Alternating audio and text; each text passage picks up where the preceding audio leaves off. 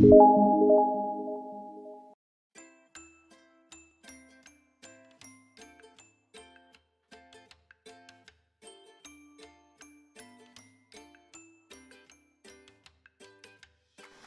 façon simplifiée, l'endométriose consiste à la migration des tissus de l'endomètre vers une localisation qui est à l'extérieur de l'utérus, souvent vers le pelvis, où on peut la retrouver au niveau des ovaires, de la trompe, de la vessie, de l'intestin, mais pas que, parce que dans certains cas, on peut la retrouver également au niveau du péritoine, au niveau du diaphragme et même au niveau des poumons.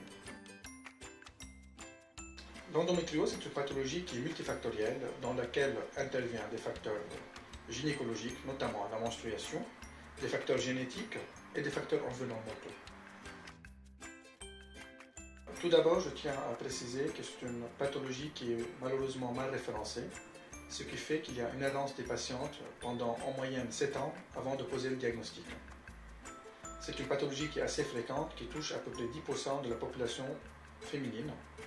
Parmi ces 10%, il y en a 70% qui souffrent de douleurs qui peuvent être aiguës ou chroniques et 40% qui peuvent avoir du mal à tomber enceinte.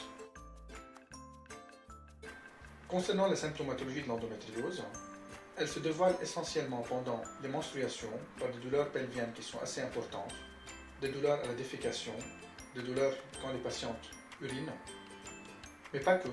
Il y aura également des douleurs lors des rapports sexuels et par la suite des douleurs qui peuvent être chroniques, affectant la patiente tous les jours dans sa qualité de vie et dans son bien-être. Le diagnostic est posé lors d'une consultation gynécologique. Il est confirmé en ayant recours à des moyens radiologiques, notamment l'échographie et d'une façon qui est plus précise l'IRM, et dans certains cas en ayant recours à la cystoscopie exploratrice, qui consiste à regarder ces lésions de près en intra-abdominal par une caméra. La prise en charge de l'endométriose dépend de la sévérité des symptômes des lésions de l'endométriose et du souhait d'obtenir une grossesse.